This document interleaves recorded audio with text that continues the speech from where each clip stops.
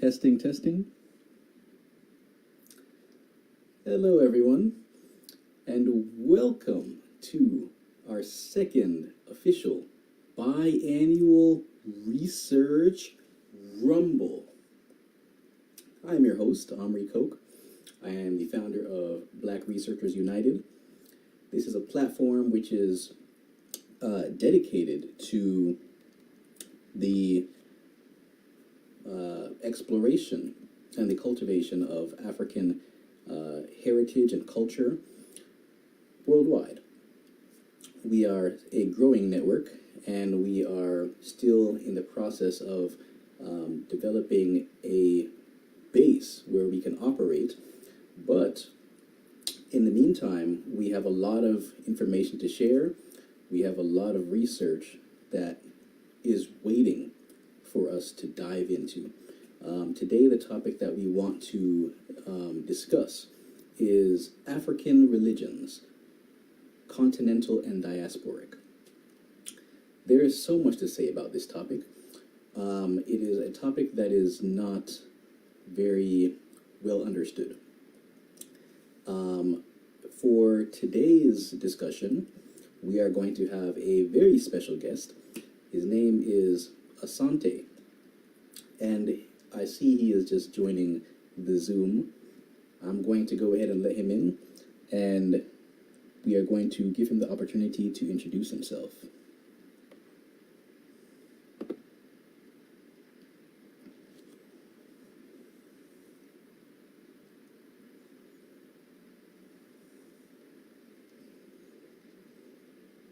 Hello, hello, Brother Asante. Are you there?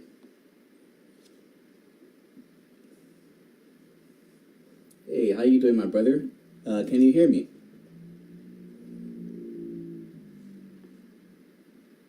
Okay, it says you're connecting to your audio. I'm just going to give you a second there.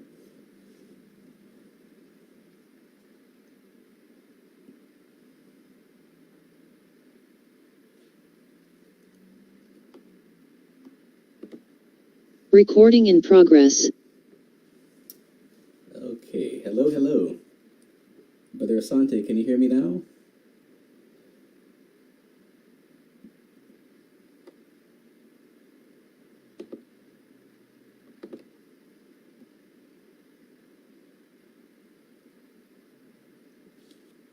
Okay, can you hear me?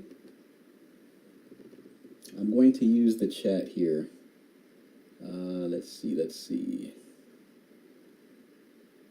Where is our chat? Oh, here we go.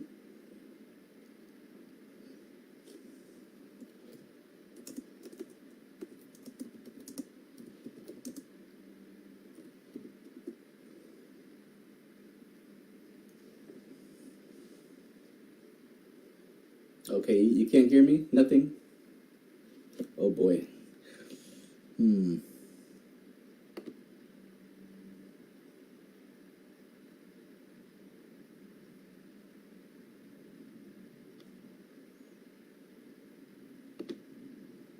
Okay, testing, testing. Can you hear me now?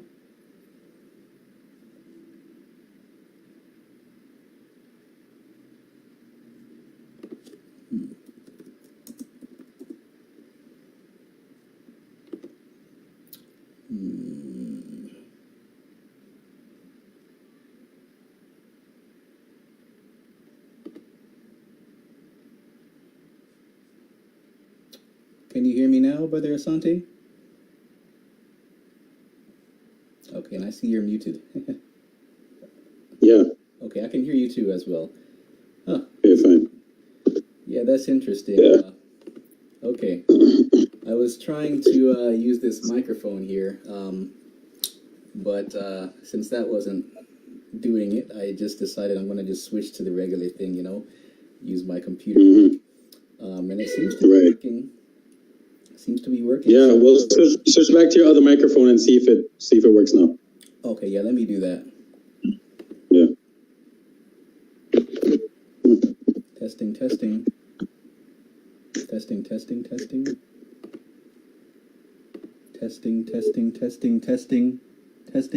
Nothing? Yeah, I can hear you. You can hear? Yeah, I can hear you. Okay, Yep. great. Okay, awesome. This is awesome. Brother Asante, it is so good to have you joining us. Thank you. I just want to let you know we have commenced our research rumble. So our viewers are actually looking at our video live on our Facebook page. That is the Black Researchers United Facebook page. So I just want to make sure that you're aware. We are. That's fine. Yes, we are live, and this video is also being recorded, so that those who are not able to actually attend the Zoom or watch it live are able to catch up later. Right. All right. So. And is the other gentleman joining us? Okay. Yes. Thank you for reminding me, Brother Asante. We had invited a few other persons who I was really, really excited to hear this evening. People who have some experience in this subject, as well as Brother Asante. One of them is a person from, I believe, Zimbabwe, or from South Africa. And this individual has actually written a book on the subject of African religion in his culture, in his cultural perspective. Right. And so he did tell me that he was interested in attending. He said he was honored for the opportunity. That was my phone. Right. Okay, yeah, he was honored for the opportunity. And so I wanted to to just check with him and see if he was still able to join. Unfortunately, I didn't receive any messages from him, but when we get to our break, I will definitely check again to see if he, might have sent another message and I had missed it. The second individual was a person who is a Yoruba priest. He's someone who is practicing again, from the continent of Africa. Right. Another path, if you will, of the spiritual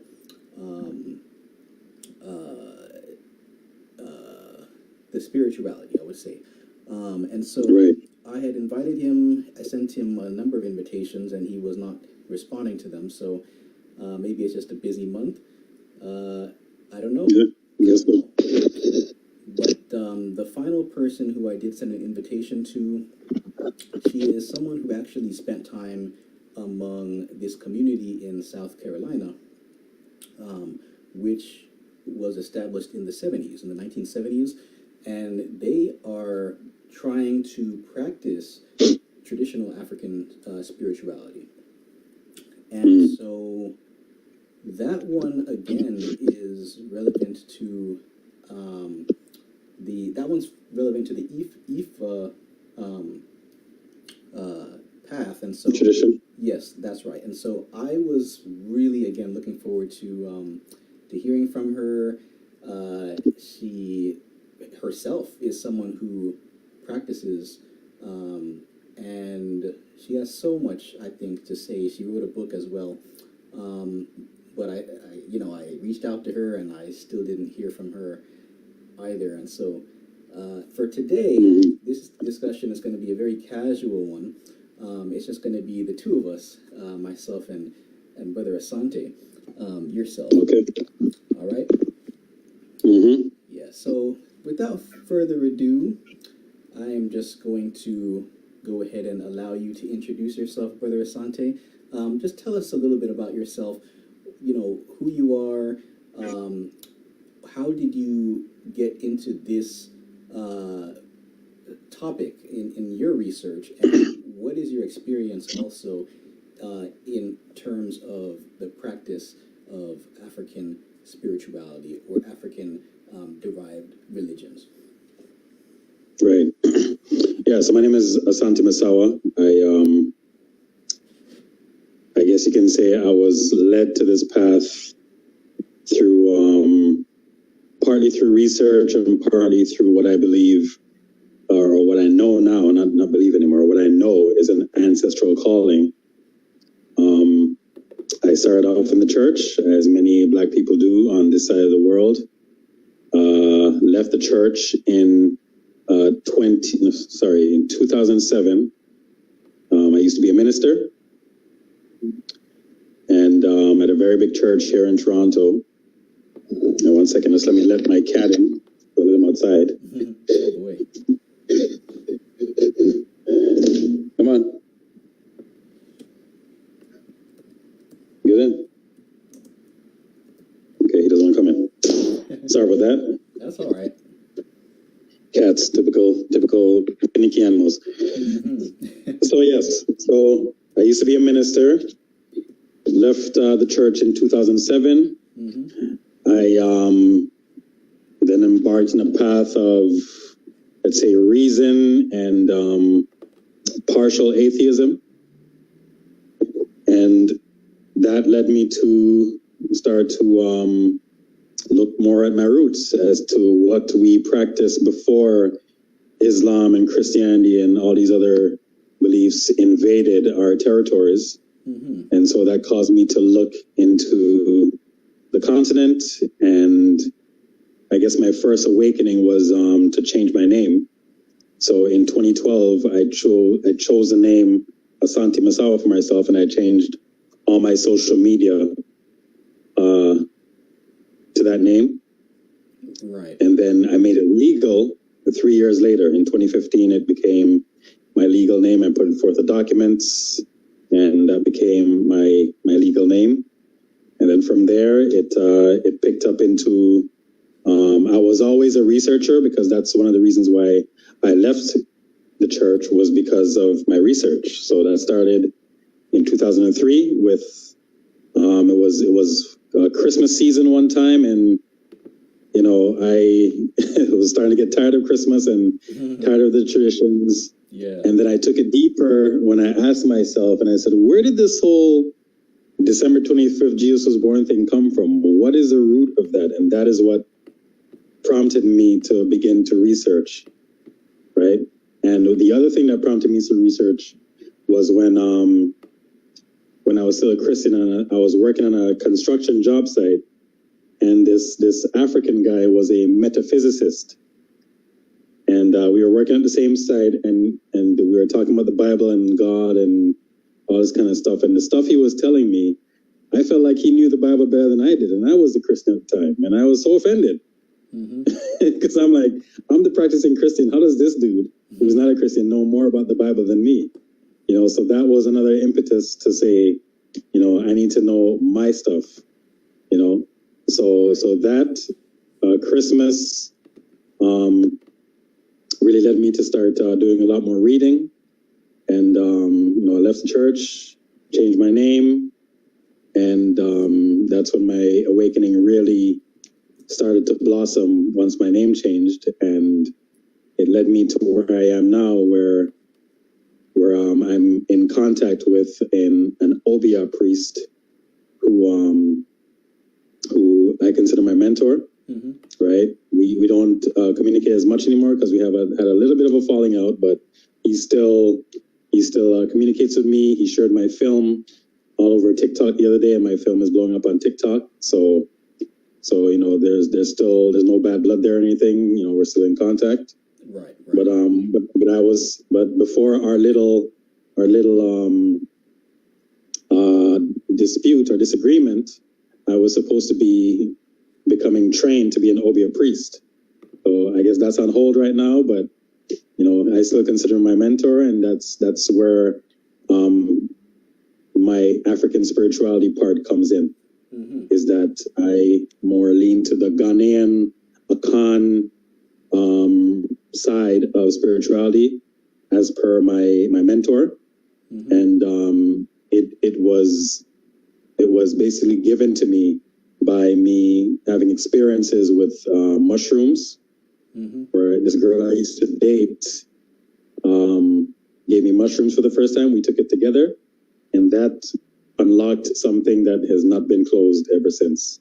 Mm. Right, and then you come to find out that many African societies and even ancient Egypt, they used mushrooms as a gateway to communicate with the gods. Mm-hmm. This is something I learned much later after my awakening, and yeah, ever since that experience with her, it's been like a boulder rolling down a hill. It's just like building momentum, and it led me to my wife that I'm married to. She practices South African spirituality, Mm-hmm. what is called a Sangoma, and it led me to the person I call my mentor now, my Obi priest.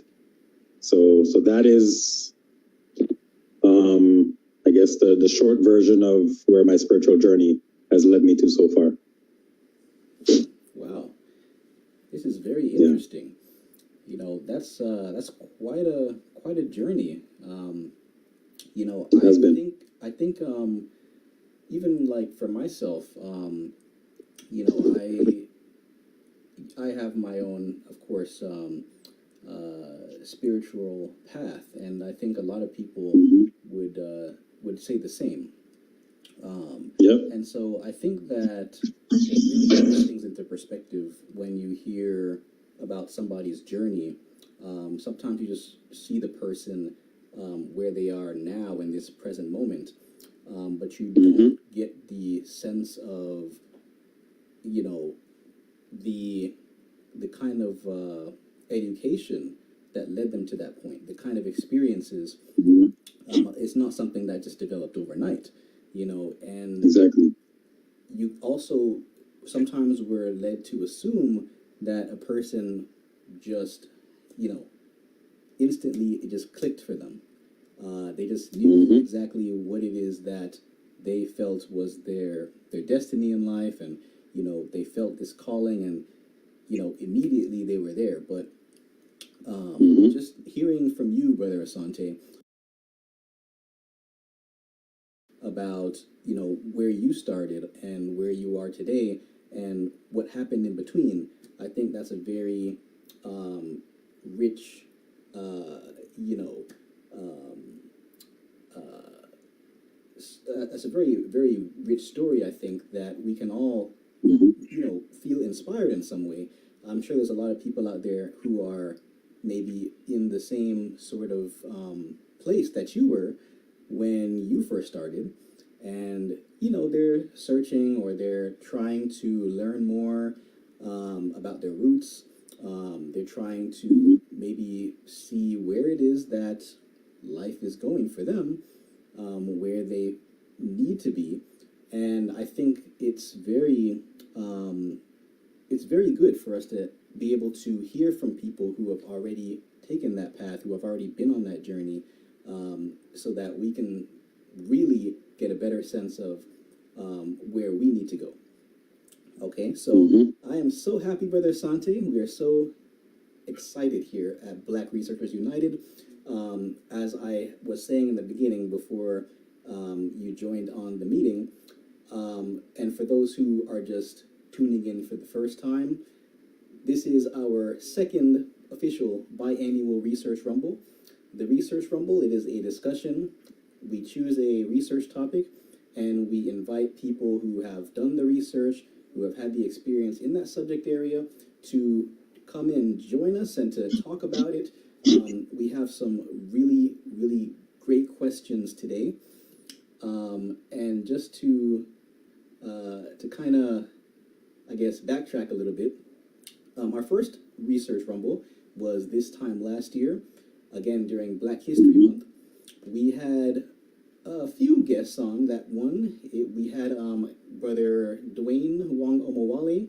We had Brother Mansa Mairi.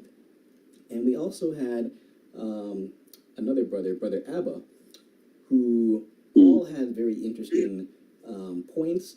It was, I would say, a success. There's no other way to put it. And so for this research rumble, again, our topic is African religions. We're talking about African religions on the continent of Africa and in the diaspora, which includes, of course, North America, South America, Central America, the Caribbean. Yeah. So I would also like to introduce myself. Once again, my name is Omri Koch. I am the host of the discussion. I am the founder of Black Researchers United. I want to share some of my references here. I have a number of books I've been reading on this subject, and for those out there who are listening who might not have any clue at all where to begin when they're trying to learn about this topic, first of all, I would recommend that you seek out somebody who has experience in this subject. Sometimes you do a little digging, you ask some questions, and you find out that there's somebody, who's in your area, who can explain these things and who can help you on the way. So the second thing I would say is, visit your local library. Maybe get online and do some searching and see what kind of material you can find.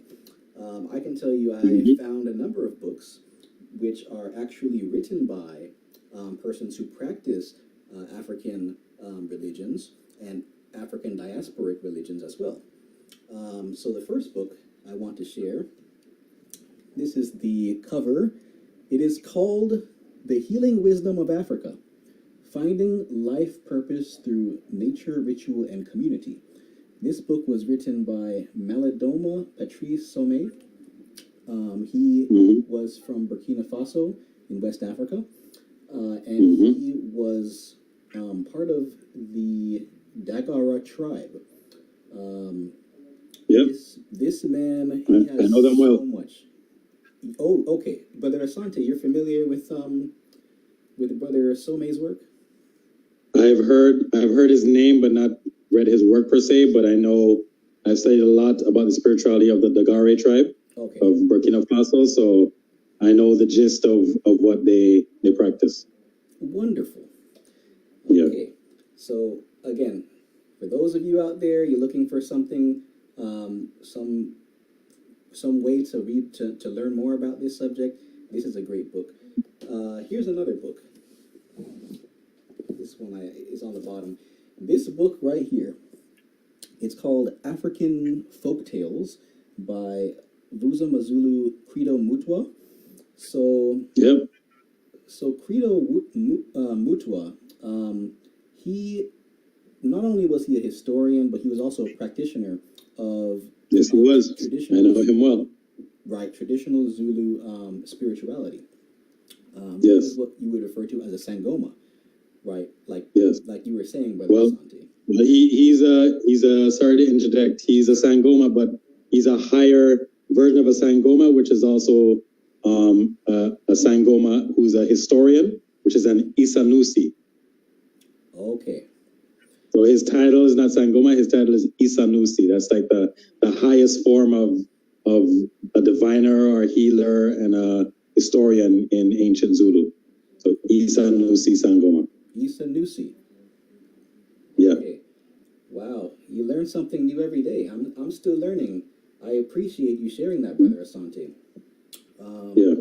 And my understanding is that both Brother Mutwa and Brother Some actually passed away. In very recent years. So, I was supposed to meet him in 2020. Oh, wow. Yeah, he passed away the year that me and my wife were supposed to visit Africa, to go to see a friend, and the friend that we're going to see, she knows Busamazulu Motwa. She knew him. She knew people who could introduce us. Right. And I said that would be the greatest meeting of my life, is to meet this man. And a month later, he was dead, and I lost the opportunity to see him in this realm. So it was very sad. That is very sad indeed. You know what they say, whenever an elder passes away, it's like an entire library has burned to the ground. And if you watch his videos on YouTube of him speaking, he was 10 libraries walking around.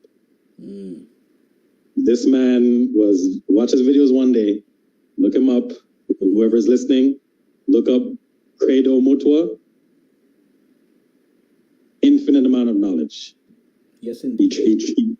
He traces the Zulu people to ancient Sumeria. He traces them to India. He traces their commonalities and customs to all over the world, just like I tried to do in my research. He did it for almost 100 years. Wow. Okay? Wow. So listening to his words and hearing him trace Africans outside of Africa that we know today was an extreme amount of validation for me, knowing that I'm not crazy, and that yes, Africa is our home, but it wasn't always our home. We were other places as well, right?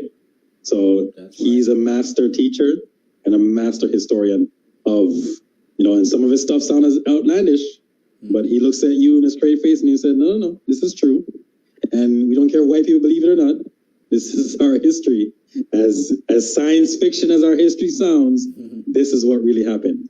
Okay, this world that you know is not everything you see. There's much more to it than you can see. And I've seen a lot, and this is what I have to say. So he wrote that book that you have there, but his most famous book is a book called Indaba, My Children. Yes, this is the book, actually. You have it? Yeah, it's, I forgot to read the actual title. That was the subtitle is African Folktales, but the actual title is Indaba, My Children. It's at the top here. There you go. Yeah, this book was groundbreaking. When he first released this book, it was like secrets that had been hidden for so long were suddenly revealed. Yeah. And so it was a bestseller for a number of years, and even today, very popular in Europe. So again, I would highly recommend this book. It's a big book, but Yeah, I've only read the first chapter, but I have the PDF on my phone to read the whole thing. And trust me, I'm going to sit down, and I've already started a whole notepad taking notes just from things that he said. It's right here on my phone that I'm looking at right now, my other phone, sorry. So I love Mr. Mutwa, and I wish I got to meet him because I had a million questions for him. And some of my questions, I know no one's ever asked him this before, because a lot of people who so-called interview these African leaders are not people who actually practice, right? Especially when they're Europeans. And he has a few interviews where he's talking to a guy named David Icke, right? And the stuff David Icke would ask him is like basic stuff to what he knows. I mean, there are so many questions you can ask him, but if you practice African spirituality, you know what to ask, right? But yeah, I love that guy. All right. So there's two other individuals I would also like to introduce for those of you who are looking to read more about this topic. This book right here, I'm going to show the cover. It is called Religion, Ritual, and African Tradition, African Foundations by E. Kofi Agorsa. Now, the author of this book, he really gets into the foundations of African religion, and is from a West African perspective, and specifically from Ghana. So that's a book, like, not many people are familiar with this one. And the final author, who I don't have his book yet, but I will be getting his book, A man by the name of Kimbondende Fukao. I don't think I'm pronouncing his name correctly, but he wrote a book about the cosmology of the Bantu Congo, which is again specific to the region of Congo in Central Africa, and we know this place today more popularly as the Democratic Republic of Congo. There's some traditions in that region which were carried into the diaspora over the centuries. So I would definitely recommend studying that work as well. Go deep into that research and try to learn as much as you can, because I'm telling you, some people, when you get to topics like this, they will say to you, "Oh, you will never know everything, and why bother, But listen, this stuff is there. It's out there. Okay, I'm telling you because I've read it myself. It's there. So take some time and do some research. And even today, as you listen to this discussion, think about some questions that you have about African religions, African spirituality, and think about those resources that I've just shared. And if you have any questions, if you want to know where can I get these books, then feel free to drop a message in the chat, and we can always direct you in the right place. Brother Asante, did you have any resources that you wanted to share with us? Well, yeah, I just shared one, Indaba, which you already have. That's a very good book to understand African spirituality from a Zulu perspective, so South African perspective, because a lot of the information that we have out there are mostly from West Africa because of the diasporic connection. Right. But Indaba, like you said, that was a groundbreaking book that still stands today as to show what African spirituality looks like on the south of the continent, which in ancient times used to be the north of the continent, which a lot of people don't know. South Africa now used to be North Africa a long time ago. Okay, turn your map upside down when you're talking about African history. A lot of people don't know that, right? So that's a good book to study that side. In terms of books on African spirituality, I haven't read a lot of books. PDFs I have.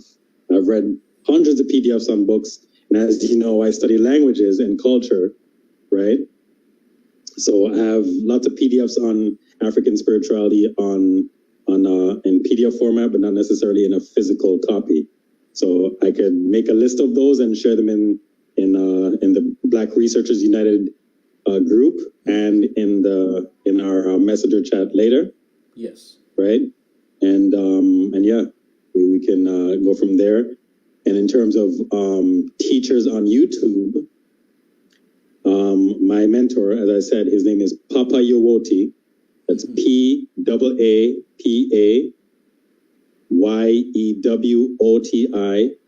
You search him on any social media, Facebook, Instagram, YouTube, TikTok. He is there, and he does videos on African spirituality from a Ghanaian perspective, specifically from an Obia perspective, which is the actual name of Obia is Obai.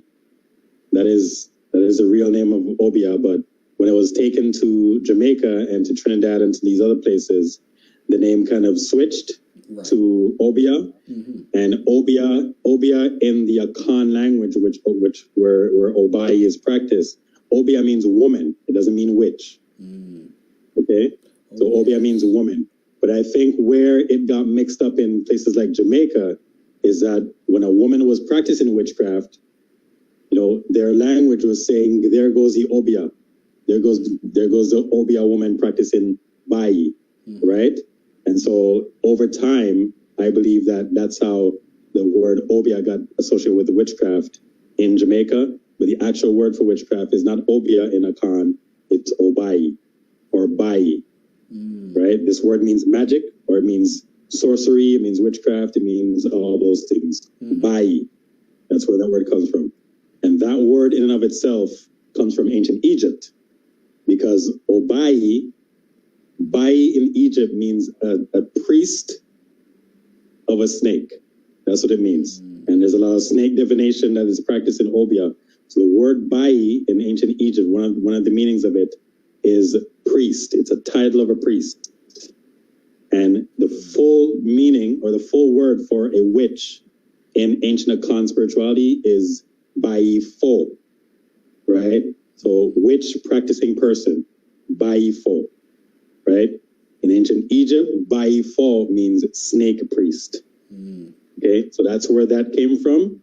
And it goes even further than that to ancient Samaria, where the god, you're Jamaican, so you know what Anansi. Right. Right? Anansi in the ancient Sumerian pantheon, or not pantheon, sorry, the language. Anansi means the heavenly spider. Wow. In ancient Samaria. Yeah. That's what it means. We always right? The spider of the upper heavens. Yeah, we always talk about Nancy Spider stories, like you said. Exactly. It's very interesting to see how ancient, right. You know, like the ancient roots to all of those things that still today are recognized. Still today are recognized. Look how long Samaria was, according to to regular history, 7,000 years ago or whatever, and yet that word still means the same as it does today. Right? It's associated with a deity from Africa that is now known as a storytelling spider in Jamaica. He's much more powerful than that. He's a deity. He's an actual god from Ghana. And during my research, I found his name in the Sumerian language, and it means exactly what it means in Ghana. So, as you know, I take that to mean we must have been there. Right? And this is what Credo Mutua would talk about, because he traced the ancient Zulu also to Samaria. He traced Zulu beliefs and practices and names and titles of their deities in South Africa. He traced many of those to ancient Samaria. So that's why I say, at one point, many African tribes today that are in Africa now used to be in Europe and used to be in Asia. And then we migrated back to Africa through what they call the Eurasian backflow, which is an actual historical time frame of several migrations into the African continent. It's an actual thing. Look it up. Eurasian backflow. Interesting. Okay? We used to be there, and we came back to Africa. And it's in the language, it's in the culture, it's in the worship of certain gods and deities. You will find them there. Right? So Papa Yooti, as I was saying before I went on the tangent, Papa Yooti talks about African spirituality from an Akan perspective. So those are some of the references I can give. Wow. That is, that I say, like, that is really interesting to me. I can, for those who are watching, you can tell that Brother Asante, he is not an ordinary person. I will say I met Brother Asante primarily, on Facebook, and we actually have a study group where we meet every week and we talk about what we're researching. We meet together and we really get deep into these subjects. And Brother Asante, he has a gift. He really does. And he's not just a historian. He's not just even a practitioner of African spirituality, but he's also a linguist. He's someone who likes to study to trace rather the origins of different languages, different words and phrases, and to really map it out and to see where there are commonalities. And I think that's something that, in my opinion, it is just not something that you find very often. People who approach history and research from the perspective of linguistics. So, Brother Asante, I got to tell you, for those out there who are looking for someone who is, experienced in that area, I would recommend Brother Asante. And so Brother Asante, he actually has a number of different platforms. If you would like to share some of that with us, Brother Asante. Yeah. My oldest platform, I would say, is Nubiamancy, which is my film production company. I started that when I just began posting images of fantasy, sci-fi, and horror images featuring Black people all over social media, Facebook and Instagram, and Tumblr at one point. And I decided to turn that social media site into an actual film production company. And we've produced 2 films and waiting on funding to produce the 3rd film, which is going to be an anime. Right, so if you search Nubiamancy, that's Nubiamancy, on not so much Facebook because that page got hacked. So Instagram, I'm very active on, and I have a YouTube channel as well. And since my film is blowing up on TikTok, I'm gonna have a TikTok soon. So nice. So they'll come, and my latest engine, let's say, is my page that only posts about history, which is Omo Farafina. So Omo Farafina is basically where I share tidbits of my research, because I have like hundreds and hundreds of notes on research, and every week or every few days I try to pick one tidbit of the many and share it in a meme form or in a picture format where I guide you through certain facts, and then I leave my sources at the end or in the comments or attach it to the picture. So Omo Farafina is my history page, and a lot of it is history that you've never heard of, but there's documentation for it linguistically. There's documentation for a lot of it archaeologically. There's documentation for it in written texts. There's documentation somewhere for anything that I say. I can show you where to find it. Okay, so none of this is made up. Omo Farafina, look it up on Instagram and Facebook. YouTube is coming, because I'm going to start editing videos and talking about this history.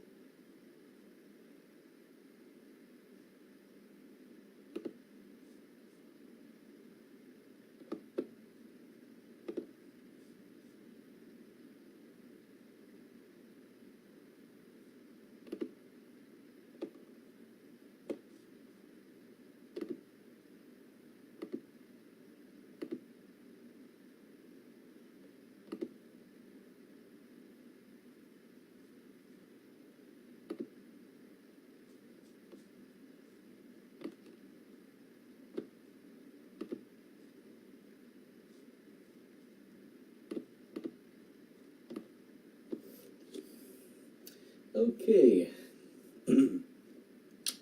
Hi again, everyone. We are going to resume our research rumble in just a few minutes. When we come back, we will get right into our discussion. We have a few questions lined up. Once again, for those who are watching, the topic for today is African religions, Continental and Diasporic. We are just reactivating our meeting link. So for those who are joining the Zoom, you can just go ahead and do so as we open the room again. Stay tuned.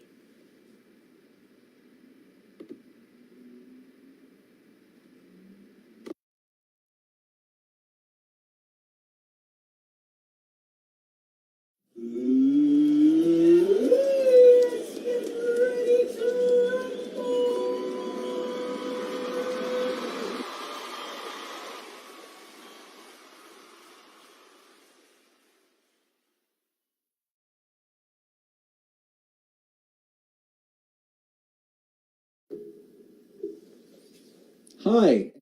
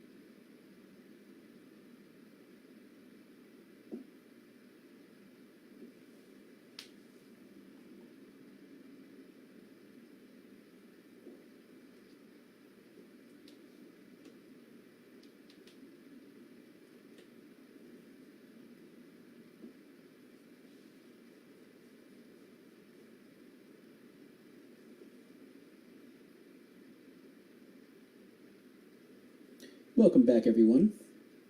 We are just waiting on Brother Asante, so we're going to just give it a few minutes here.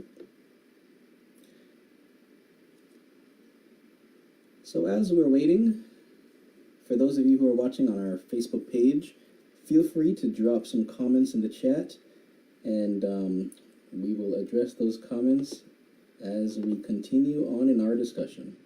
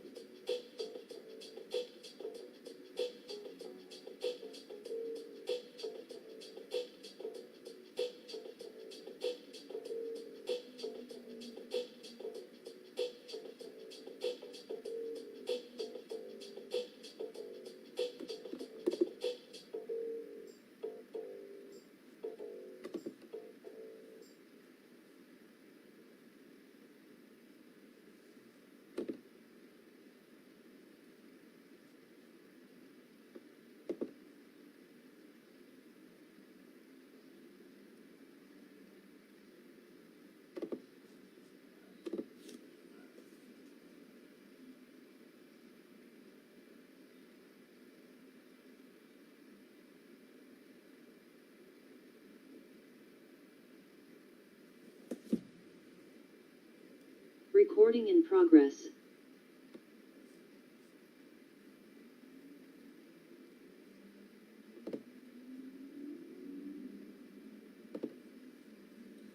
Okay, can you hear me? Testing, testing.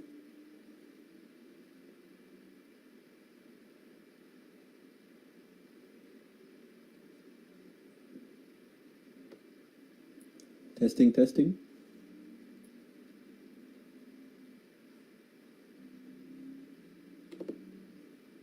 Testing, testing.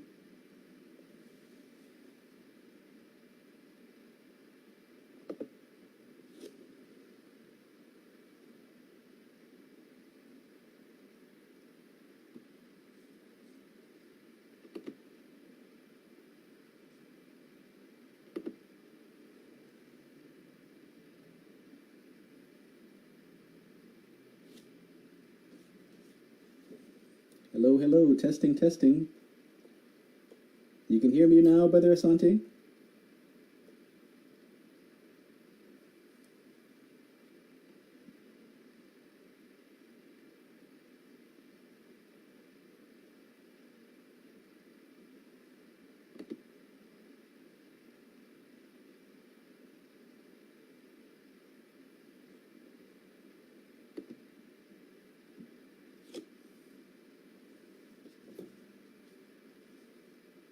All right, just a moment, folks. I'm trying to see if we can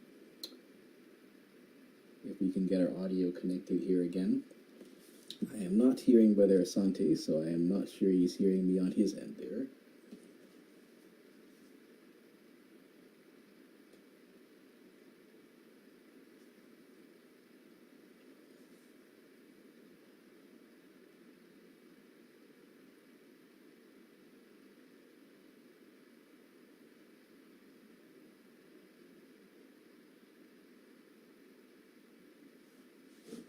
You can hear me now, Brother Asante?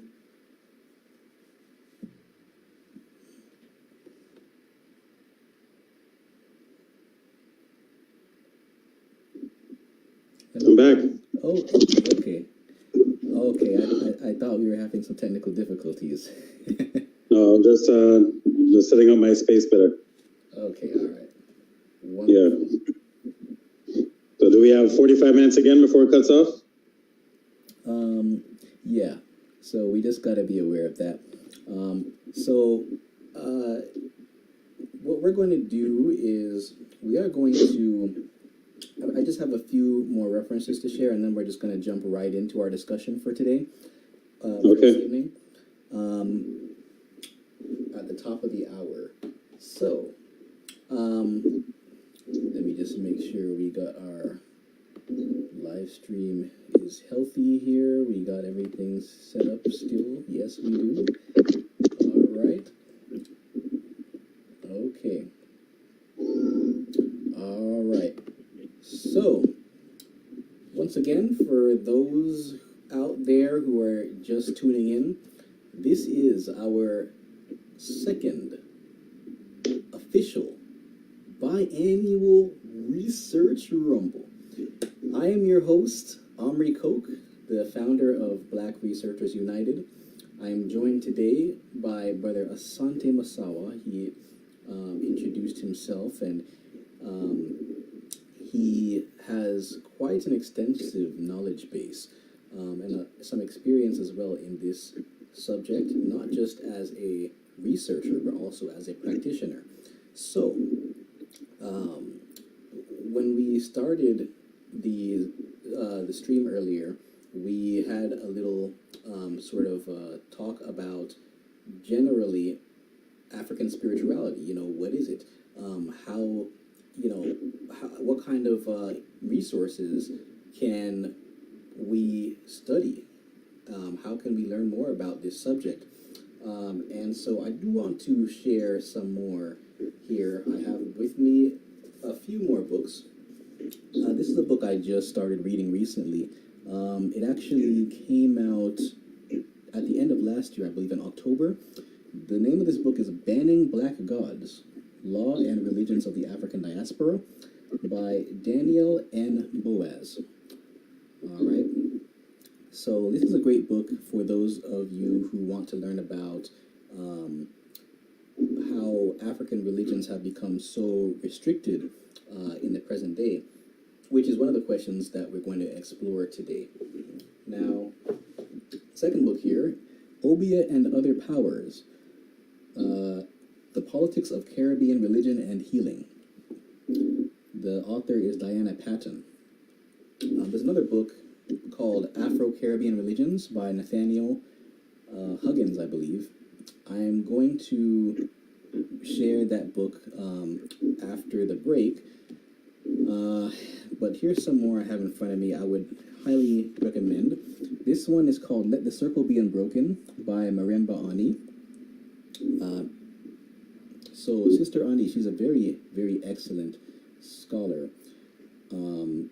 Those of you who are really deep into research and studying some of our prominent scholars in the field might be familiar with her work called Yorubu.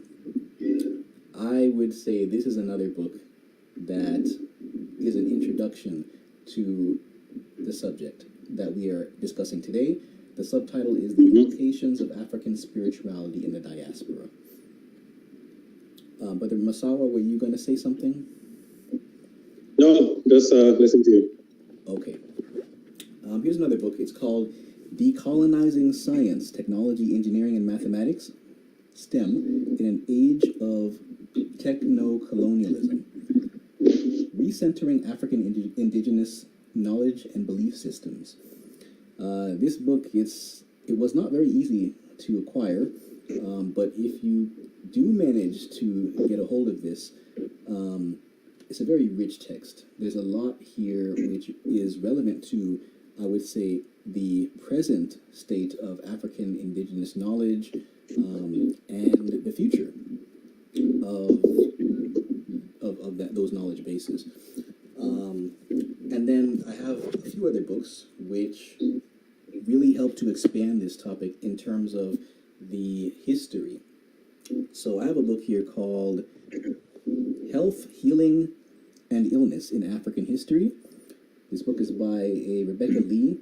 Now, she is not a practitioner of African religions. She's just someone who has read other books on the subject and has also put this volume together, which has not been done before. I don't think there's a book that exists which is approaching this subject from, I would say, a kind of a broader perspective. A lot of books out there kind of focus on individual cultures, but this book, I think, it brings a lot of that together. Then there's this book here. This book is called The African Transformation of Western Medicine and the Dynamics of Global Cultural Exchange by David Baranov. I've read this book. I think it was very revealing in terms of the fact that African spiritual traditions and the knowledge that comes from those traditions have really contributed a lot to Western medicine. Even though it just is not very much acknowledged, this book really, exposes the ways that those cultural exchanges were beneficial to us and continue to be beneficial to us right now. I highly recommend this book. So those two books I just mentioned go into, again, the history of what colonialism did to Africa and is still doing to Africa in terms of the field of medicine. There's another book here. This book is called Human Sacrifice and the Supernatural in African History. The author is Lawrence E.Y. Imbogoni. You can read the title there and the author's name. I have not yet read this book, but I'm looking forward to it. And then two final books. Actually 4 final books. There's a lot, I'm telling you. Like I said, Brother Asante, Believe you. there's no excuses because all this is out there. None. Look how many books I have here. Exactly. Yeah. So this is an old book right here. This book is called African Life and Customs, first published in 1908 by Edward W. Blyden.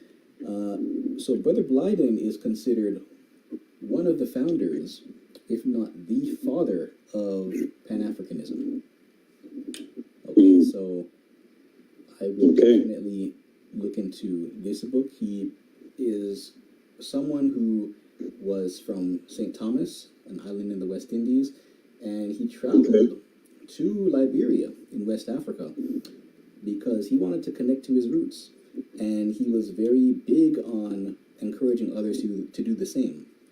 So he lived with African people on the continent and learned a lot about their culture and their religion as well. So those of you who want to get that kind of perspective, it's a great book. There's a book here called Maroon Heritage, Archaeological, Ethnographic, and Historical Perspectives. Again, by E. Kofi Agorsa. He is the editor of this volume. That's the same gentleman who wrote this book here. Okay? Okay. So, we might be familiar with the Maroons. Those of us who hail from the Caribbean. I have family from the Caribbean. Myself and Brother Asante, actually, we have Jamaican heritage. And so, this is a topic I think that very much pertains to Maroon culture. Those of you who want to go into that direction in terms of African spirituality, and we can definitely talk about it in our discussion today as well. Now, the final two books here, these two books are relevant to the history of slavery specifically. This one's called Society and Culture in the Slave South. The editor is J. William Harris. All right, and finally, this book here, it's called Social Control in Slave Plantation Societies. Author is Gwendolyn Midlow Hall. This book focuses specifically on Haiti and Cuba, and it compares the dynamics of those two societies during that time in our history. So, without further ado, let's jump right in. Let's do it. All right. So, once again, African religions, continental and diasporic. Our first question for our discussion. This is a question that is very much a personal question, and so it's directed to our guest, Brother Asante. All right. So the question is, drum roll, please.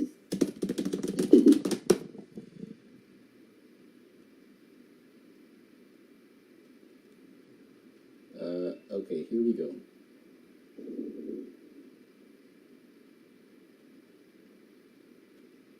All right. The question is, Brother Asante, does your practice constitute a religion? I understand there's a lot of confusion between what is religion, what is spirituality. A lot of people will say, oh, I'm not religious, I'm spiritual. So, help us understand, Brother Asante, based on your experience, based on your studies, how is there a need to differentiate the two, and how do you identify your practice, your traditions? Please share. Well, in Obia, Obia itself is not a religion. However, there is a religion from the people that Obia comes from. Okay? So the traditional religion of the Akan people of Ghana is a religion called Akom. Okay? And Akom speaks to spirit possession. Okay? So if you've ever been to what they call a charismatic Christian church, where people are running the aisles and speaking in tongues and doing all that stuff, that's the tradition I grew up in. That, let's say, spirit possession-like practice comes from ancient practices such as the Akom, which again, like I said, it speaks to spirit possession. And in Akom, and what they call an Akomfo in Akan means priest. An Akomfo is someone who has the power to be an oracle of the gods. So when you go to an Akomfo in this religion, how you get responses to your answers is by a deity called an abosom inheriting the body of the priest and speaking to you in that manner. Okay? So that is called spirit possession, and it is also called being an oracle, or if you want to use a New Age term on this side, it's a medium. Okay, so the person is being used as a medium to inhabit the body of a spirit that can then communicate with you.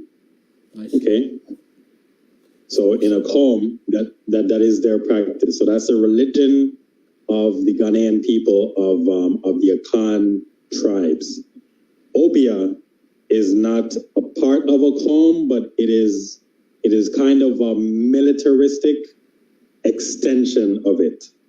Right? My mentor would describe it differently, but this is my view of what I have gleaned it to be, where it is not Akom, but Obia was meant to go higher than Akom. So the questions and the things that Akom cannot deal with, Obia can definitely deal with, because Obia is more all-encompassing.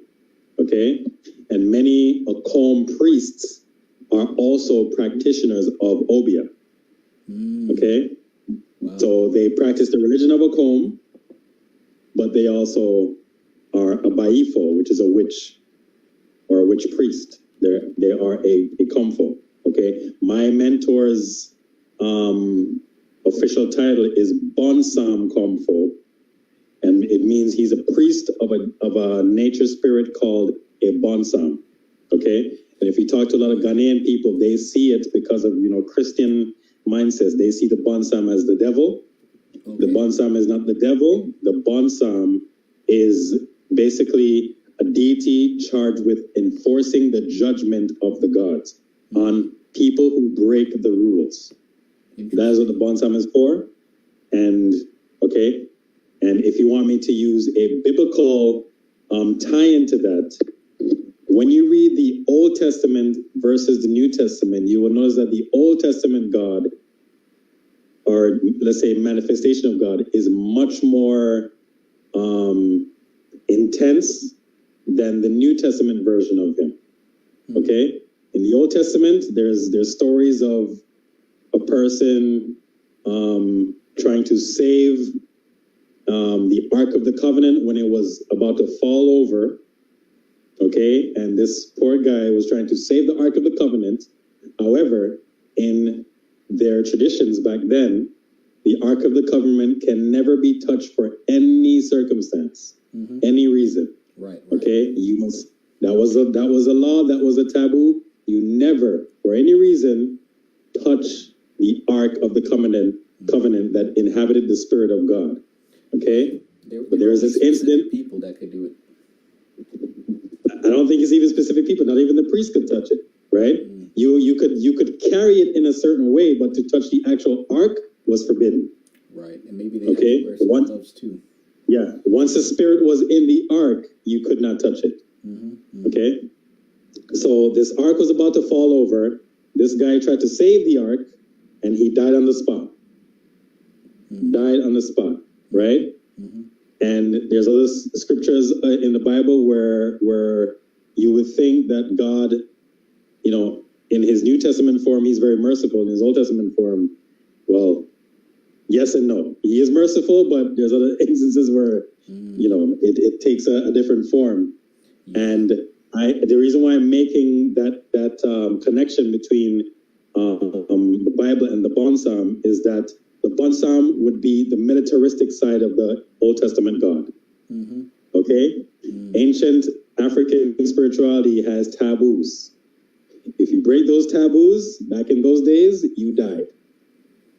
Okay? Right. Just like the Old Testament Bible, this is the law. You break it, you die. You Right. do this, you die. You do this, you will be sacrificed because your blood will be used as atonement for the sin that has been committed. That is how Obia and many other African spiritualities work in their ancient form.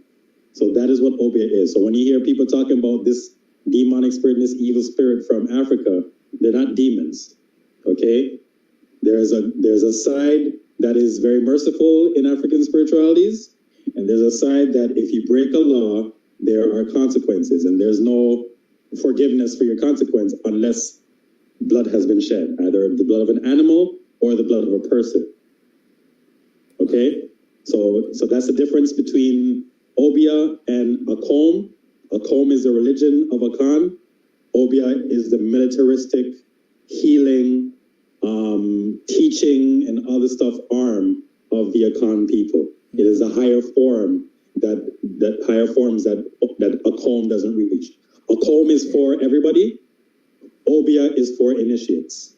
Okay, I see. Okay, so Obia is Akom is a state religion. Obia is the secret society. So Okay. you're saying that one is a religion and one is a sort of a institution. Right. Okay. Exactly. And it's made up of male and female. Okay.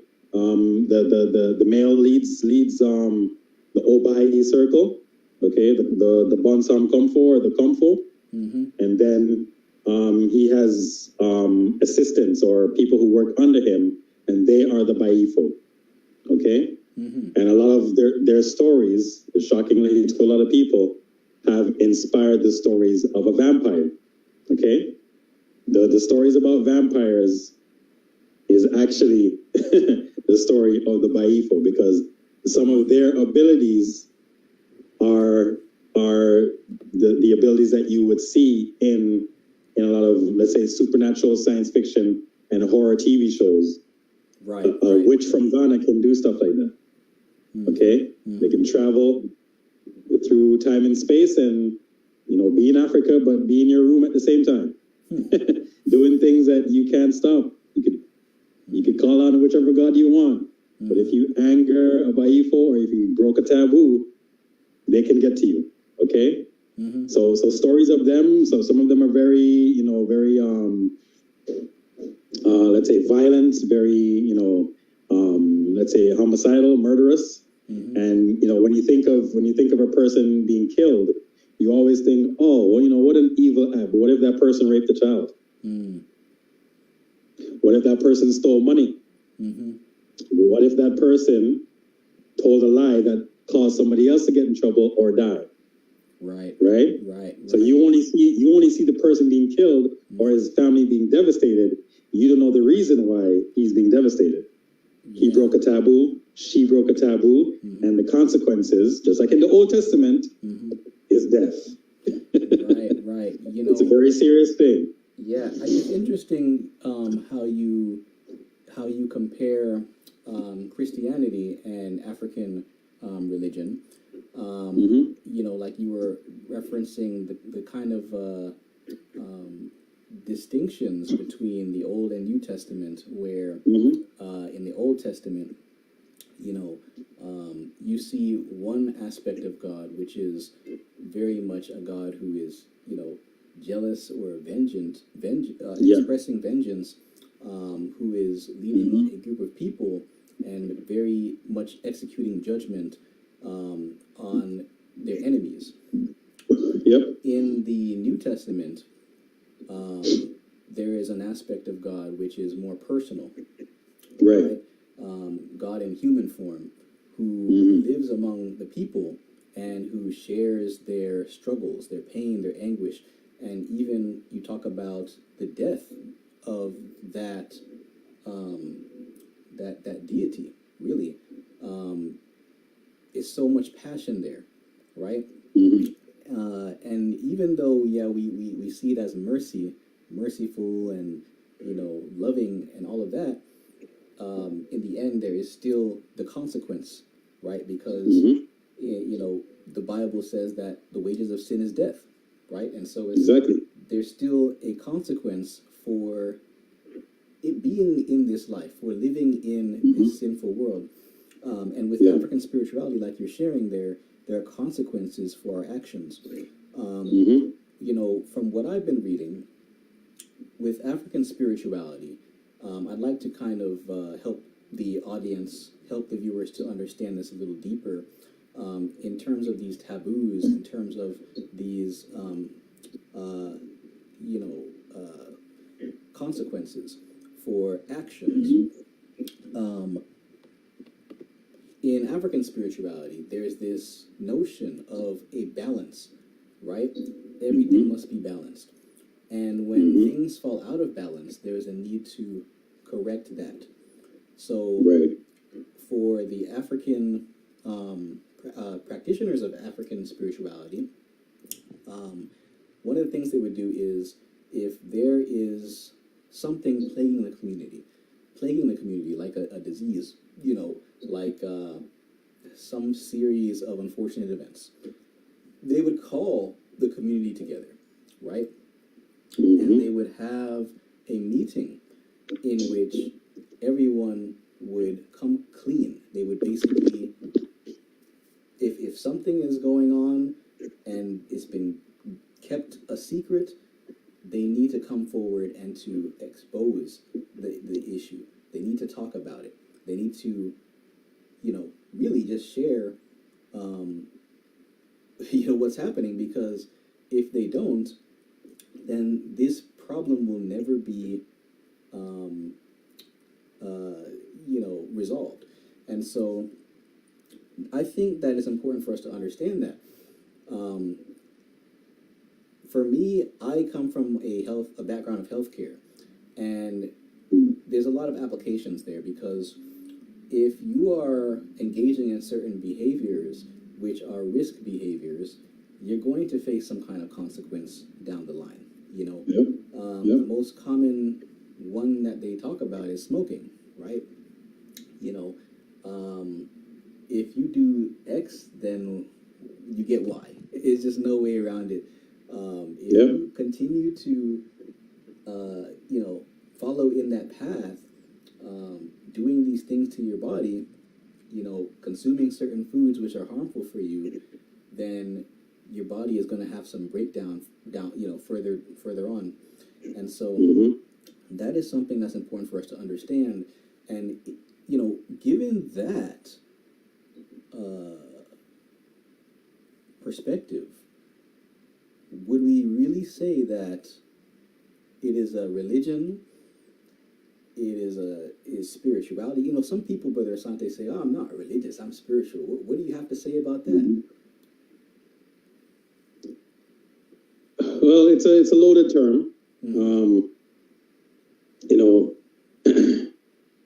The essence of religion is spirit. Okay, and what a person from my mentor's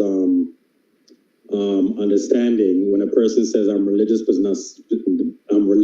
not spiritual, is that you want the other to way reach around. They say they're spiritual but not religious. Sorry, sorry, sorry. Yeah. I'm just twisting my words. When we hear people say they're spiritual but not religious, is that they want the higher realms of understanding the spirit world, but they don't want rules. They want no rules, no guidelines, and unfortunately, true spirituality does not have rules. Okay, it has rules. Some of them you won't like, but they do have rules.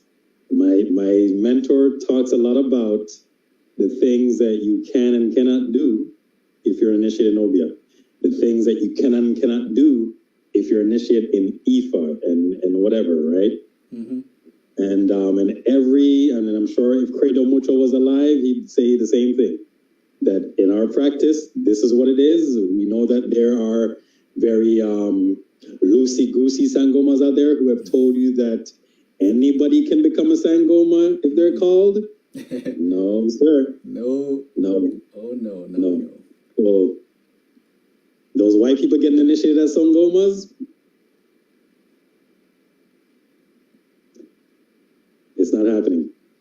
And one thing that you can know with people who call themselves spiritual versus religious is, and these are the types that you'll see them a lot.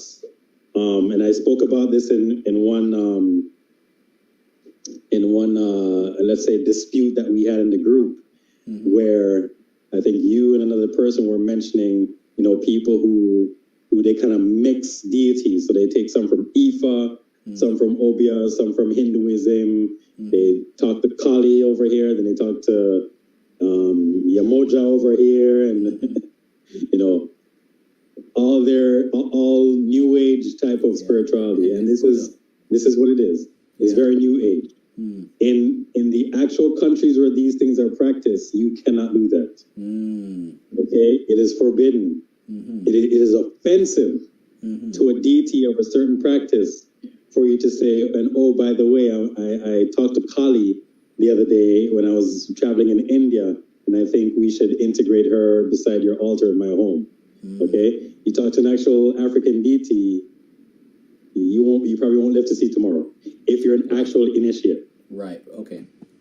Okay. So again, making a biblical connection. God is a what? A jealous God, right? You shall have no other gods beside me, no other gods before me. There's no gods behind me. I'm here, and that's it. Okay. So you're saying it works the same way. It works the same way. Yeah. Okay. African If this is your pantheon of gods, it doesn't matter. It doesn't matter the changing of the times that happen in the, let's call it the real world, in the spirit world. In the spirit world, it remains the same. I see. It remains the same. The passing of time does not change the fact that this is how it's done, and to become a Sangoma or to become an Obia priest or to become an Ifa initiate, you have to go to the river, and in some of those practices, you have to go under the river. Okay. Okay? And you have to stay there until they're done with you. You can't be worried about drowning. You have to go under the river. And when you hear some Sangomas talk about their transition into being a Sangoma, they talk about that, where some Sangomas have been in that spiritual realm under the river for weeks. Oh, wow. Weeks. Okay? And they tell you what they saw, and they tell you that they've been accepted, and then they have to come back and tell their masters what the deities under the river have said to know that they've been accepted, along with other rituals that they have to do. Okay? It's the same in Ifa, same in Obia. They talk to river deities and deities of ponds and lakes and trees and rocks. They appear to them and they teach them magic. Okay? That's interesting. You mentioned the word ritual.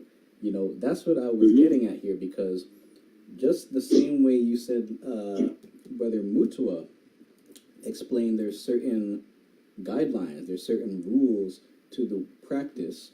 I also was reading from Brother Some the same thing. And he was explaining in terms of ritual, where, first of all, the word spirituality, you have the word ritual in there, right? You have the word spirit and the word ritual. That's right. So Brother Some was explaining in his book that in order for you to really engage with the spiritual, you have to do it through the process of ritual, right? Ritual is sort of like, the hardware, if you will, and spirituality is like the software. And you need for them, in tangent to work. So I think it's very, very, very good that we're able to address that question, because I hear it all the time. It's just become this sort of a trendy thing to say these things. People very much a trend, and they put it on Instagram, very much a trend. And they'll just kind of make it like, oh man, if they see someone who is taking this too seriously, then it's a problem. Yeah, So we got to be. it's very much a trend that has led to a lot of what I'm saying, where people have this very loosey-goosey view of spirituality, including African spirituality, and the attempt to let everybody who wants to practice our traditions, right? And a lot of these, let's say, white people and Hispanic people who are being initiated as so-called priests in our practices. Again, a lot of them have never been.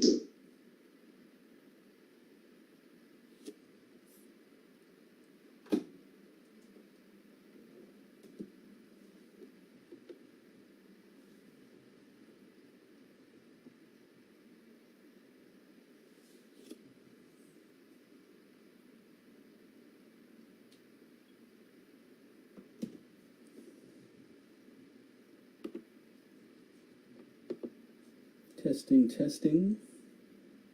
Okay.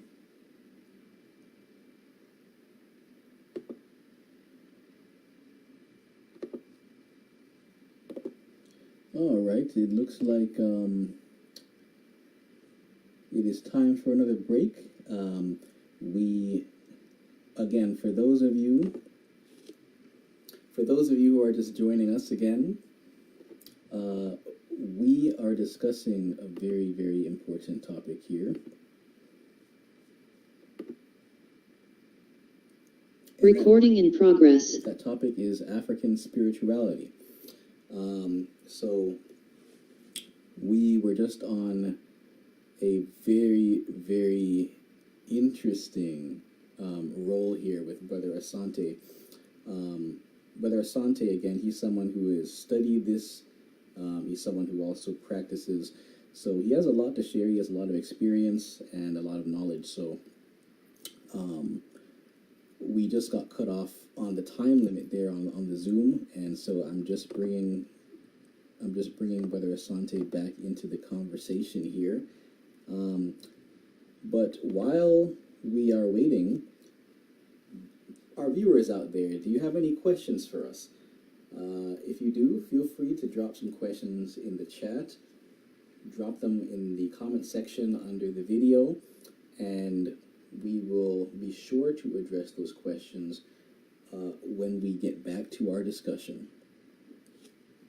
Stay tuned. Once again, this is our second official biannual research rumble.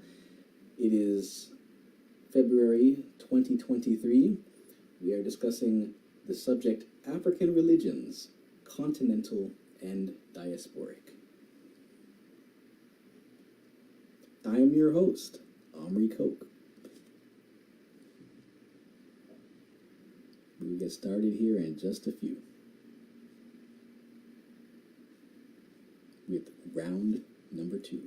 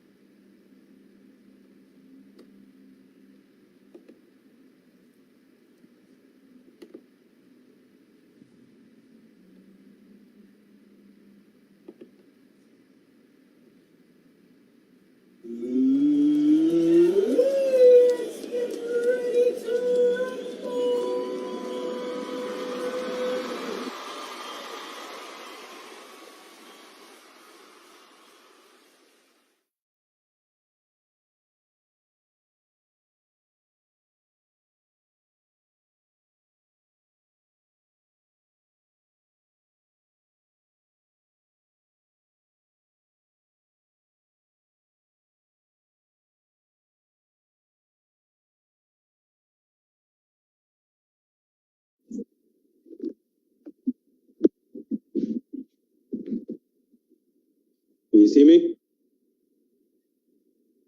Okay. I can hear you, but I can't see you yet.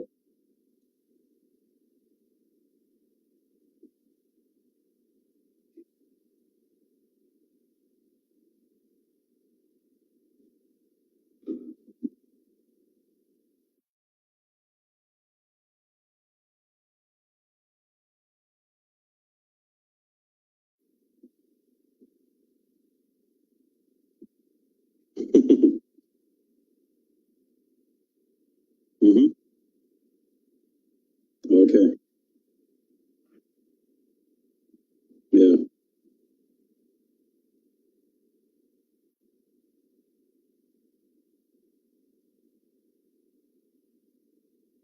Yeah.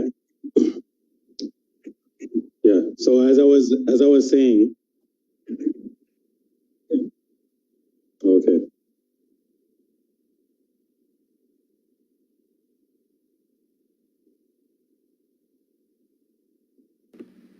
Okay, testing, testing. All right. So,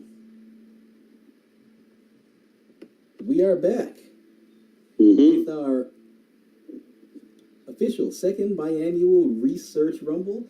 Once again, the subject of discussion today is African religions, continental and diasporic. I am your host, Omri Koch, the founder of Black Researchers United. I am again joined here by Brother Asante. He is someone, again, who is very well knowledgeable on this subject, someone who has experience personally in this topic, which is African religions. And so we are going to pick up where we left off here. The first round, we discussed the subject of whether we should refer to this as a religion or as spirituality. So for round two, the question for round two, I think Brother Asante, you also had a point to make. So just hold on to that for just a second. But I just want to share that our question for round two is, again, drum roll please.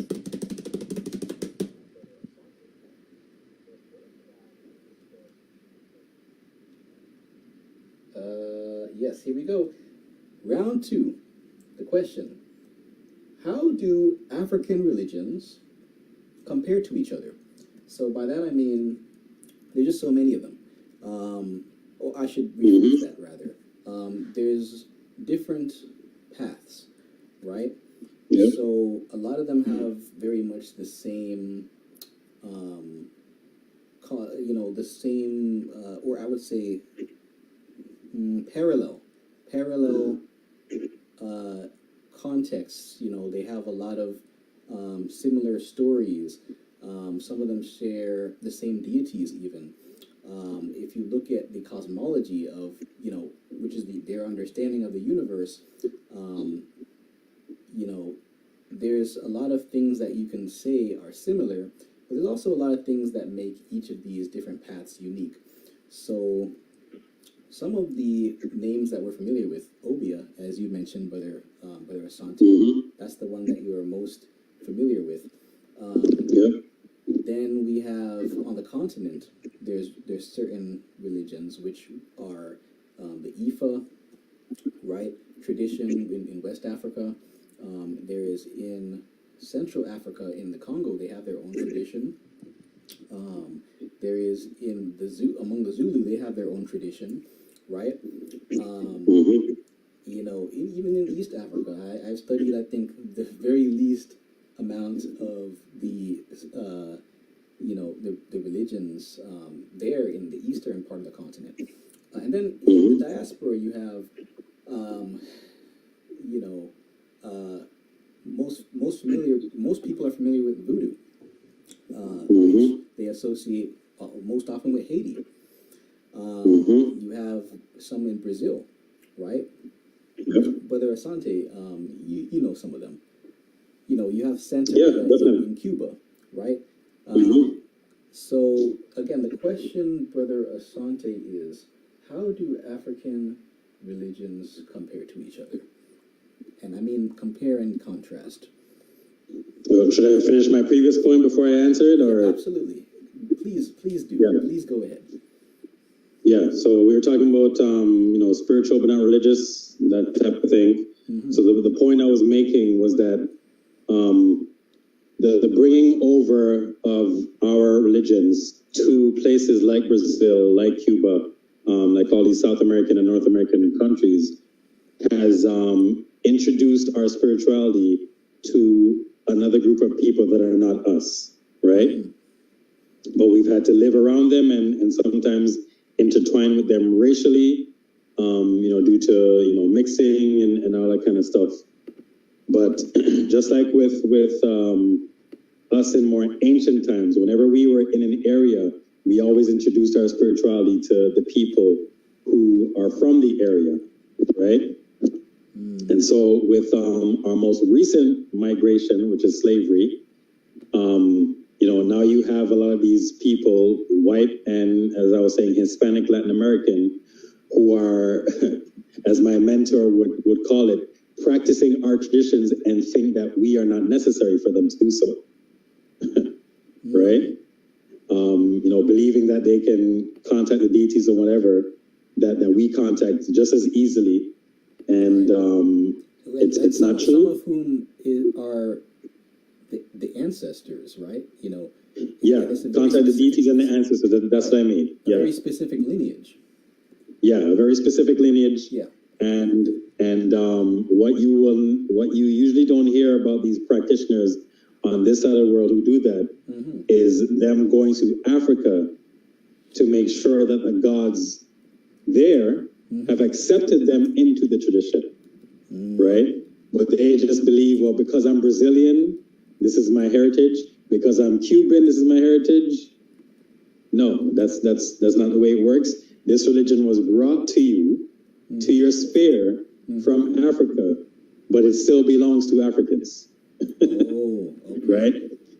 And with Africans mixing voodoo and Mbanda, Candomblé, Santeria, Palo, all these different traditions with Catholic gods and goddesses or Catholic, belief systems, that has also caused a lot of these people to look at our spiritualities as something that, you can mix this here and there, when they don't realize that the reason why the Africans mixed them was not because they were adopting Catholicism, is because they were still trying to practice the traditions, but hiding it from their slave masters.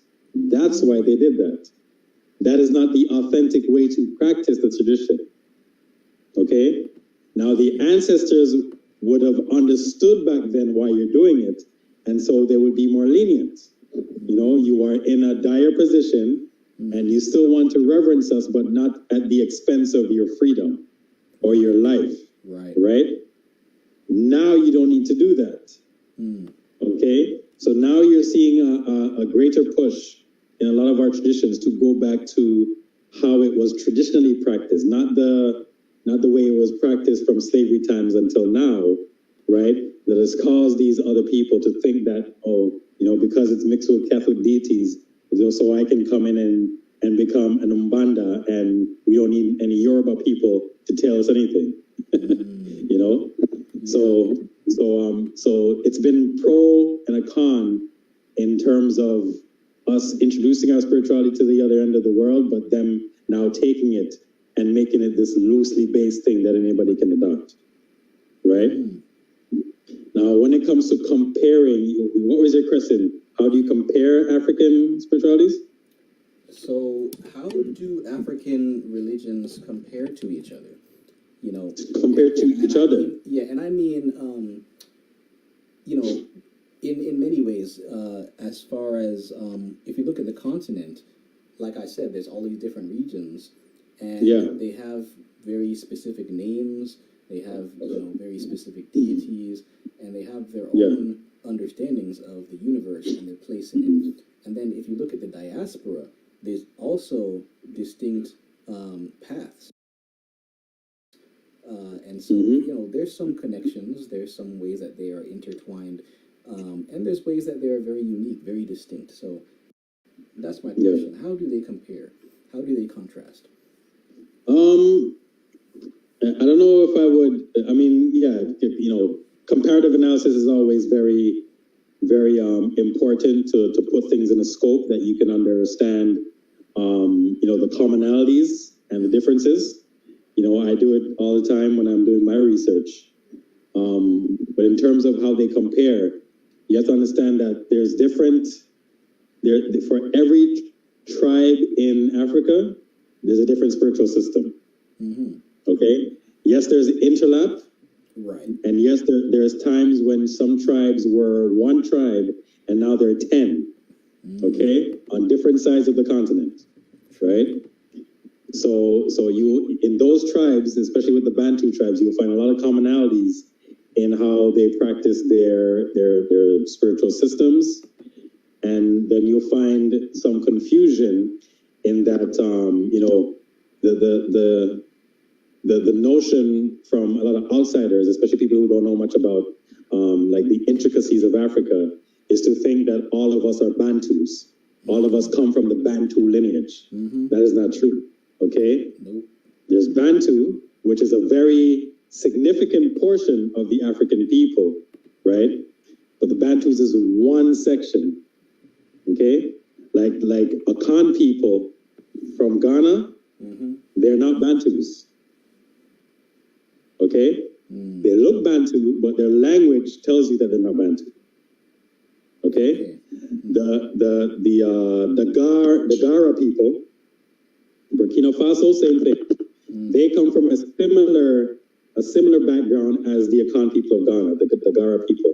They're also not Bantu. Okay? And again, you know it from their language and their spirituality. You go over to East Africa, the Luo people, the Luo tribe, one of the biggest tribes on that side, not Bantu. In Kenya. Okay?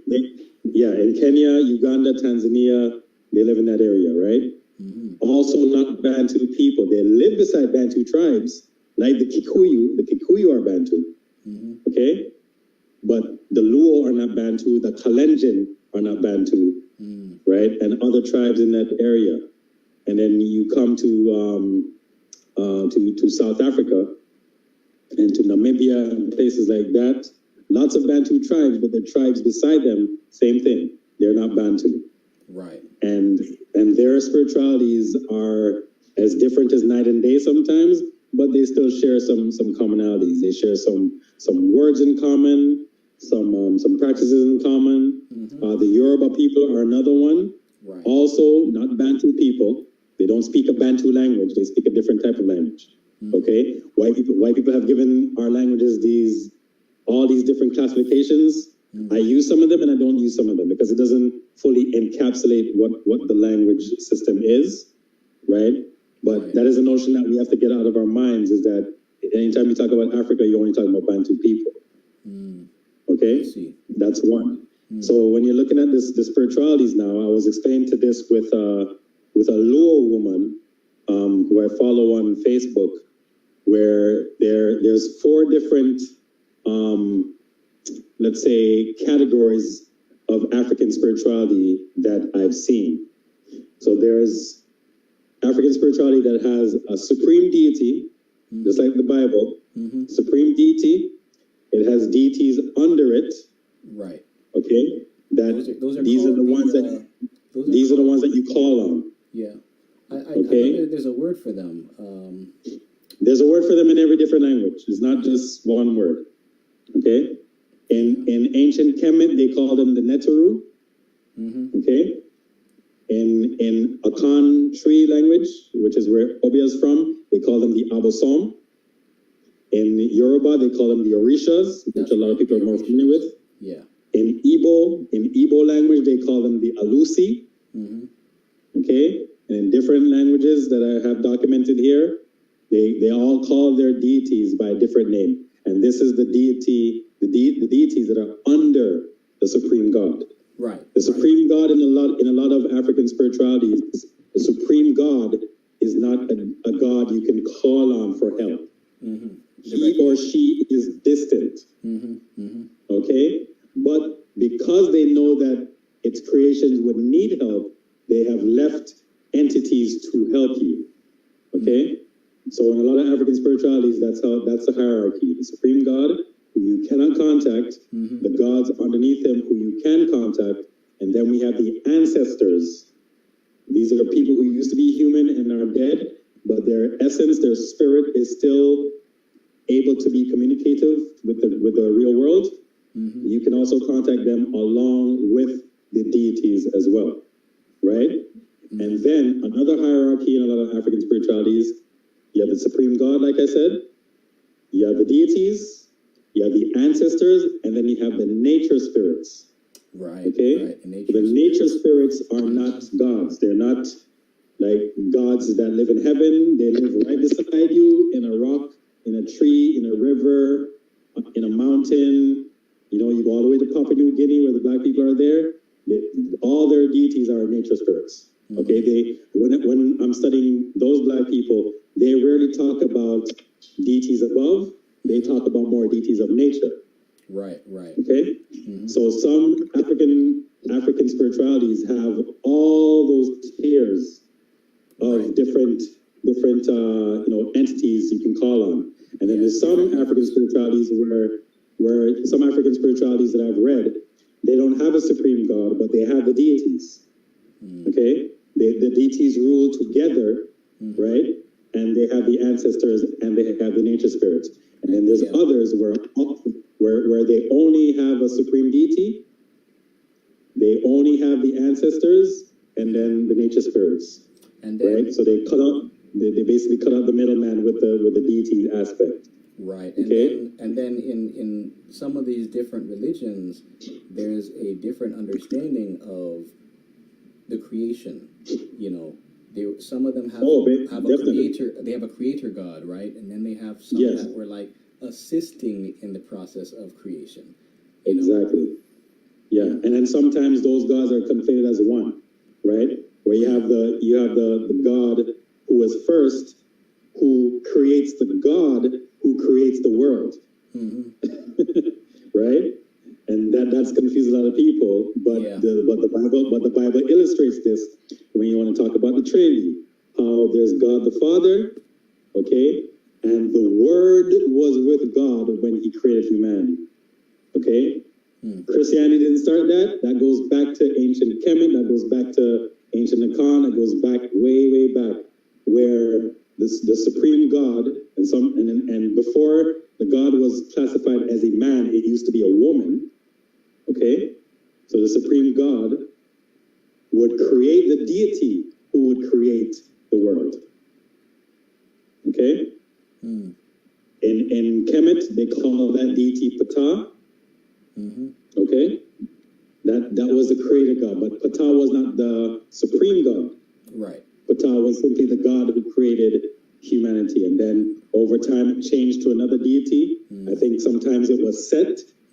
Set, the deity who is now known as the god of chaos, right? That's where we get the word Satan from. It's from Set. Okay, there is some beliefs where he is a creator god, and he was, I guess, usurped and replaced with somebody else, and because of that replacement, he's now angry and is lashing out against people. Hence, Satan, right? So there's many different manifestations of deities, spirits, nature spirits, heavenly spirits, ancestors that we can call on. And some African spiritualities have them all, and some only have a few. Okay? And like I said, it's as different as night and day, but you have to be very specific. Interesting. That is very interesting. And there's another aspect of the sort of those entities that we don't really, we don't really hear about very much. You know, like you said, there's an understanding of spirits which can inhabit different objects, right? Yeah. But now, how about in the way that the practitioners are able to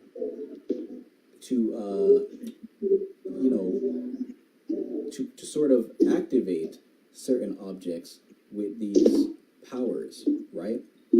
So, for example, in some traditions, there is the healer who would meet with a person from the community who is suffering in some way. They would give them a sort of a charm, right? It could be something like like a wooden carving or something, and they would, pronounce some kind of a blessing on that object, and then from that point forward, the person is told to carry that object with them, and it's supposed to help them, do their struggles. is that in itself considered to be another deity, another spirit in the sense of those sort of hierarchies that we're discussing? If it's considered to be another deity? Mm-hmm. Or is not necessarily. It's just that what happens in those kind of scenarios is that you come to a priest for help. He has to then consult his deity or the ancestors for how to identify the problem and how to solve it. Right. Okay. Right. Now, when it comes to putting, let's say, a spirit or energy into an object, it's not necessarily a god or a spirit itself that is being placed in the object. It is let's say, a connection to their energy that is placed in the object. Okay, if you know what I'm saying. So basically, it would be like saying, instead of me bringing the entire hydro system, right, to light my house, like the hydro system that lights the whole city. Yeah. To receive that power, you don't need to have the whole hydro plant in your house, correct? Mm-hmm. All you need is a connection. Right. Just a segment to the hydro plant. That Right. energy. Yeah. So a lot of the imbuing of the spirit power into an object, that's how it works. You're not necessarily putting a deity in the object. You're putting a part of the spirit of the deity into the object that you can call on when necessary, or that will protect you without you needing to do anything. You just need to carry this around your neck, and this power will protect you. Okay? So you're not necessarily carrying around a deity, you're carrying around its power or its essence. In other cases, there are these types of dolls in certain practices in Africa where an actual spirit lives in the doll. Okay, so we know this from the practice of dolls mostly from voodoo and from movies, right? But many different African cultures practice it, and in some pictures that you can find online, you see that some of these dolls have nails attached to them, like a nail, not nail, like several nails. Yeah. And they also have a square or a circle inside their stomach, and this is where the charm that connects to the deity or the spirit would be held to place into that doll, right? And the nails on those dolls would represent either a curse to someone, right? Like I think their name would be knocked into the doll, or like a piece of hair or something that they held or they touched would be attached to the doll, and then this person could then have witchcraft sent to them for whatever reason, whether it's justified or unjustified, right? So in those cases, an actual spirit would be in the doll, right? But not in all cases. Not in all cases.